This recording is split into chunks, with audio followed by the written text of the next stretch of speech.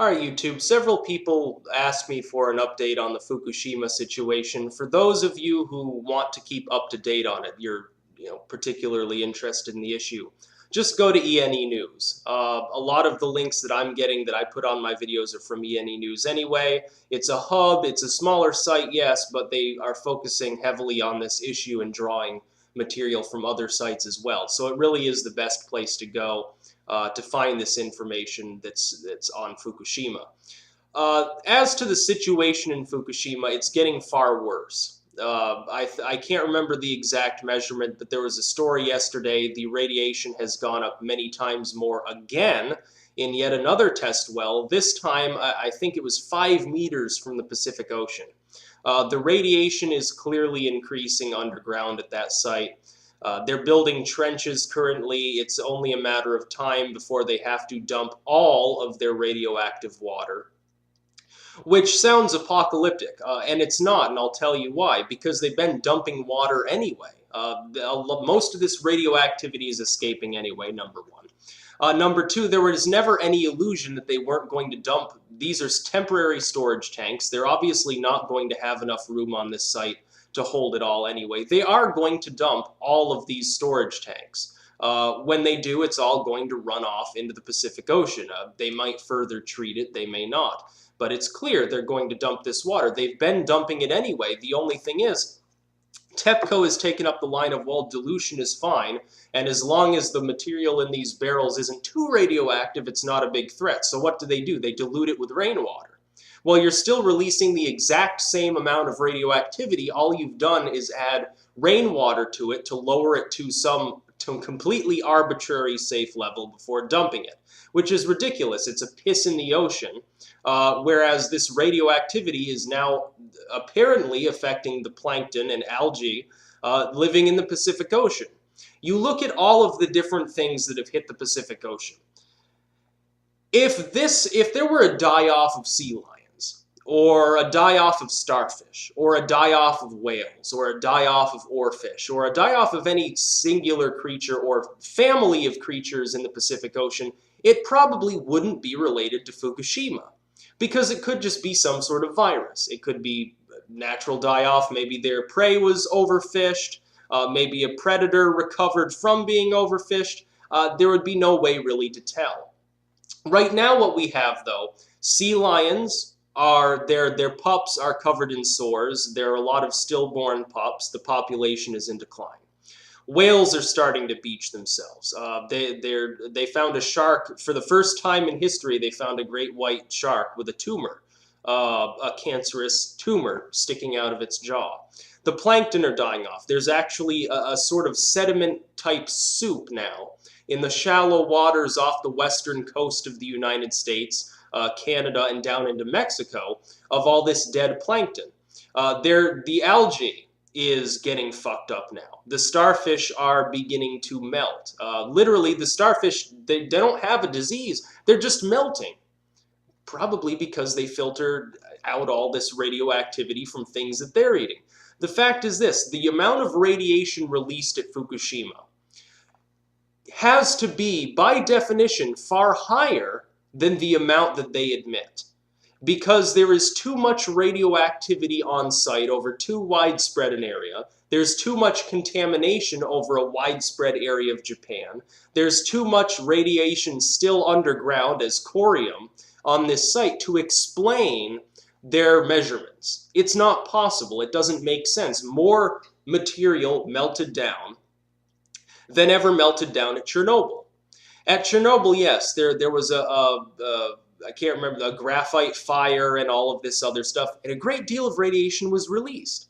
More radiation was released at Fukushima than Chernobyl, and Chernobyl is still fucking things up in that region today. There are still higher rates of birth defects in the Chernobyl area, up as far as northwestern Russia, all over Belarus, the Ukraine, Latvia, all of these areas, down into Turkey. All of these areas have higher birth defects. They have higher background radiation.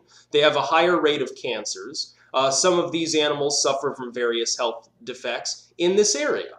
Still, decades later after Chernobyl.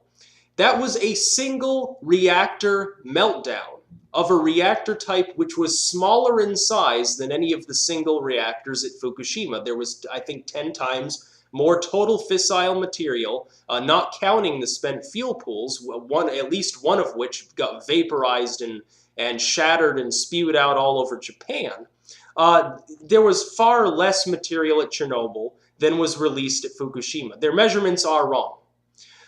Clearly, when the radiation level underground, coming from parts of the plant, coming from areas around the plant, they're saying that the forests around this particular province are getting more radioactive. They can't exactly explain why. That was another report from 2 days ago. When the radiation level is increasing, there are only two explanations. Either the radiation level organically and simply is going up, and they can't explain why, or their measurements to begin with were wrong. That is, that the measurements that they were giving to the public were severely underestimating the radioactivity at the site. Either one could be true. It's hard to determine which, because you've got to remember, their instruments that they were using to read radiation in and around the site of Fukushima were not proper for use. They had these little handheld Geiger counters that they thought that the radiation level was, I think it was 100 millisieverts per hour. And it turned out it was 1800. But the measurements on these little Geiger counters didn't go any higher than 100. So it's no wonder that they got the measurements wrong. You have to wonder, are these people so inept that they're simply measuring things wrong? Or is the radiation level actually continuing to increase? We're not sure. It could be that it was always that high and it's simply spreading around now and just now being known. Every few days to a few weeks, there's a new record set in or around the site of the plant for high radiation levels. And it's all going into the Pacific Ocean. This enormous amount of radiation is entering the Pacific. People have said, well, the amount of radiation at Fukushima isn't going to hurt anything. It's being diluted into the Pacific Ocean. And I shake my head at these people, and I try to give them a cursory overview of biology and ecology. And I say, have you ever heard of bioaccumulation? And they say, what's that? You say, the plankton absorb the radiation. They're absorbing a fairly small amount. If you bathe in this water, you're not going to get any ill effects. But the ocean is like a sponge. It's filled with plankton. It's filled with algae. They absorb the radiation. Something eats them. It's getting an order of magnitude higher an amount of radiation. There's an order of magnitude system as you go up a food chain. They get an order of magnitude more radiation for their total body area, for their total mass, than those first level of creatures are getting. And it goes on and on up the food chain. Well, some of these species, the sea lions, they're eating crustaceans, they're eating small fish. Those small fish and crustaceans are eating smaller fish and smaller crustaceans. Those smaller ones are eating plankton and algae and all of these things. So it's no wonder that they're getting apparently radiation poisoning as an effect of eating all of these things. When the plankton starts to die, and they don't have any other explanation as to why this is happening, and forming a sediment soup on the bottom of the Pacific Ocean, it's time to look at a rational explanation as to why this might happen. It's time to start looking at, are all of these species coincidentally getting hit with diseases at once? And we're just noticing it because we were so dumb before. Or is it radiation? Because the plankton are getting irradiated continuously. We don't even know how much radiation in total has escaped. For all we know, there could be no corium at one or more of these reactors. It could be that the fuel got so fucked up and exploded with so much magnitude that it literally vaporized and flew all over the ocean. Because that's the way the wind was going. It would have gone right into that bay and gotten spread around by the tides. The entire Pacific Ocean right now is filled with radioactive isotopes. People put their heads in the sand and they don't want to understand that it's not pissing in a bucket when you dump that much radiation, even in a body of water the size of the Pacific Ocean, because of the process of bioaccumulation. Also, look at the projections as to where this radiation is going. It's going directly across the migration routes of various species, which is bad enough. It's also holding more or less together and heading right towards California. Actually, I believe it's literally miles offshore now. It's literally almost there. That this radiation, instead of dispersing nice and evenly, as some people believed it would, is getting carried on one singular current more or less intact in a bubble not that much bigger than Japan itself. And it's going to settle in that area, poison all life forms. Other fish are going to migrate in and out. They're going to eat the poison life forms and take radiation elsewhere. And soon, yes, the Pacific will be inundated with radiation, the North Pacific at least. People don't seem to understand that that level of radiation, there was enough radiation in that plant, so if you spread it over the land area of the world, it would raise background radiation. That's the reason why radiation readers on the days shortly thereafter, shortly after the meltdowns, were turned off. All over Japan, all over Canada, all over the west coast of the US, all over the west coast of Mexico. Why would they do that? It makes no sense until you think, oh, that's because the radiation alerts would have gone off. The same as the ones in Sweden and Latvia and all these other areas in the former USSR and thereabouts did when Chernobyl melted down.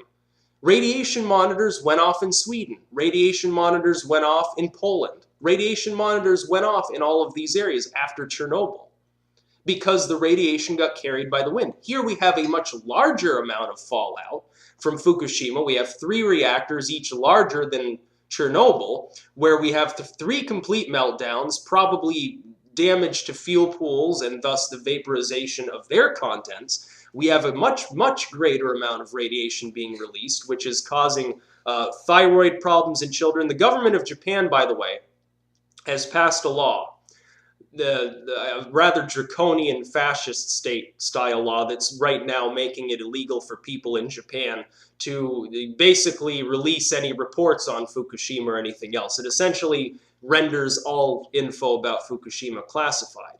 So it's a police state kind of draconian law. Why would they do that unless they had something to hide? Why now? Why? There's no other pressing issue going on that would require them to muzzle the journalists. Purely, it's Fukushima. Doctors are saying they're getting in trouble for suggesting that their patients' problems might be due to fallout. Children are getting thyroid cancer in Japan. Children are having general thyroid issues. Children are pissing cesium in Japan. Children are having nosebleeds. Pregnant women are giving birth to stillborn or defective children with birth defects. What else could have caused this? They said, well, we don't have real readings from before the nuclear disaster, so we can't say whether it's actually increased the radiation levels. Well, I would think that logically any reasonable individual would say probably if there's a nuclear meltdown, yeah, it's going to raise radiation levels. How much is another issue entirely. But why did the FDA suddenly raise acceptable radiation limits for drinking water, for milk, and for everything else? In the United States and Canada did the same thing. Why did they do that unless they felt that people were going to be alarmed by ingesting tap water and ingesting milk and so forth that was more radioactive than allowed levels? The reason they did so is this: there's nothing they can do about it. And they realize it. There is no way to decontaminate half the United States. There's no way to decontaminate all of British Columbia, and there's certainly no way to decontaminate the entire land area of Japan. There's no way to do it. They can't. They're going to have to wait decades for these isotopes to decay down to undetectable levels. In some of these cases, some of these isotopes, centuries, or even longer. They're going to have to wait. There's nothing they can do. All they can do is hope that the citizens are dumb enough to not realize that the things they are putting in their bodies now would have been considered medically atrocious for their health just a few years ago. They would have been considered radioactive waste. They would have been considered highly radioactive, potentially dangerous to ingest. The water that they are drinking is now radioactive at levels beyond that which was allowable in drinking water before 2011. The milk they are drinking, the milk they are giving to their babies and their toddlers, is more radioactive than would have been allowed in 2011. That's the truth. They have taken readings. There was radioactive milk as far as here in Vermont. which, by the way, we love our milk. There are dairy cows everywhere. It's radioactive now. It's tainted with cesium. I don't believe that here on the East Coast we got enough to actually raise it to what would have been considered a dangerous level then, but it's still there. It's still above the old levels. It's still above background. It's clearly the result of Fukushima. I don't see any other plants melting down. The radiation traveled as far as Europe. They're saying that there were a few people saying that the snow that's been coming down the last few days is tainted with cesium. Is that true? I don't have a Geiger counter, so I can't do my own tests, but I do trust it when I look at educational institutes, when I look at universities who are doing studies and they find that there is elevated radiation in milk, and there's elevated radiation in people's drinking water, and there's certainly elevated radiation in Japan. I trust that. I assume that give or take a standard deviation of measurement or so, they're probably around the right readings. It's radioactive. And there's nothing they can do about it. The problem is, and I said it before, when Chernobyl melted down, it was not as big an issue because Chernobyl was inland. It was not on the coast of the Pacific Ocean. They didn't have to worry about most of that radiation going into the ocean. Most of it just fell over land. Of course, you can strip the outer layer of soil off. It cost a lot with Fukushima because you'd be doing it to basically all of Japan, but in that area, they did. They attempted to strip off the top few inches of soil to remove the worst contaminants, and it's mostly back to normal now. There's still an exclusion zone, several of them, and there's an involuntary exclusion zone of if you go here, you're now named Cancerous Chris. And then there's the voluntary exclusion zone. A few people still live there. They're taking their lives in their hands, but they do, and they typically get cancer and birth defects. You might as well start smoking packs of Marlboros if you're living in Japan, because it's not going to fuck you up any worse than drinking the water. It's not going to fuck you up any worse than eating this food. China, here's to show you. The Chinese are no longer buying seafood that's caught off the western coast of the United States. Scratch your heads a minute. Why would they do that? Clearly, because there's radiation there. The Chinese have their own readings. They're not disclosing them to the West. They don't give a shit what we do. They don't care if our people get irradiated by their drinking water. As long as the Chinese are safe, they're content. And of course, they get leaned on by our government not to release those readings anyway. And you can bet parts of coastal China, being fairly close to Japan, probably got some fallout too. And nobody really now is eating Japanese seafood other than Canada and the United States. Everyone else has already embargoed it. Everyone else, other than the United States, Canada, and a few very close, you could say, puppet state allies like the British or the Irish or whatever, everyone other than that has already embargoed Japanese seafood. They've done it for a reason, for the betterment of their people. They realize it's radioactive at levels that are too high. You might as well crack open a can of Pacific caught tuna and hold a Geiger counter to it. I guarantee it'll be filled with radioactivity. Probably above what you would consider safe, acceptable limits. But then again, if you're living in the western half of the United States, certainly west of the Rockies, you're drinking irradiated tap water right now. It already came out of the sky. Every time it rains, it's slightly more radioactivity. But again, there's nothing they can do about it. The situation at Fukushima is out of control primarily because there's no way to stop the leaching of radioactive particulates and isotopes into the Pacific Ocean. It's going to continue infinitely. Those coriums will be there long after the human race is probably extinct. They'll still be sitting there irradiating the ocean. They'll still be there. You know, a 100-foot tidal wave washes over the site, as could happen any day now as the result of another 8.5, 9.0 earthquake. 100-foot wall of water washes over Fukushima. There's more meltdowns. And all these, broken rods that are embedded in the ground and all this trash and all this irradiated soil just sloughs right off into the Pacific Ocean. It could happen any day now. And there's nothing they can do about it. Short of literally do it, they would have to do what the Soviets did with Chernobyl, only plus some. They would have to encase the site in concrete. Encase it in a skeleton, which is then covered in concrete, and then do it again. Have 3 or 4 layers over it. That's the only way they can stop it. They would have to literally hermetically seal the entire site so tightly that not a single particle is capable of escaping. It would take billions of dollars, and they don't have the willpower to do it. TEPCO certainly doesn't have the engineering expertise to do it. The government of Japan, for the sake of its own nationalistic honor, is unwilling to tackle the issue. This radiation will continue going to the ocean. It is killing plankton. It is killing sea lions and whales and polar bears and all of that other stuff. It's probably giving people cancer even here in the United States by now. And remember, those sailors from the USS Ronald Reagan now that are having various cancer-related problems too. That's a hypothesis. That's the rumor. They haven't undergone the testing yet to determine whether it's the result of radiation. But remember, even if it was, they wouldn't tell anybody because they don't want to pay these people the millions of dollars that they owe them for damages. That's the result of Fukushima. It is the biggest disaster of the modern time. You can argue about global warming or the next ice age or whatever. Fukushima is a threat. It is there. It is still steaming and smoldering.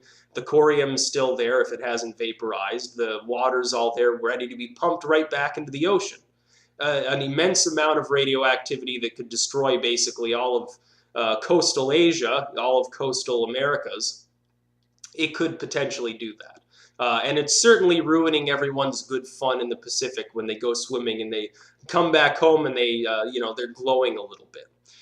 So that's a Fukushima update. That's about all. Peace out.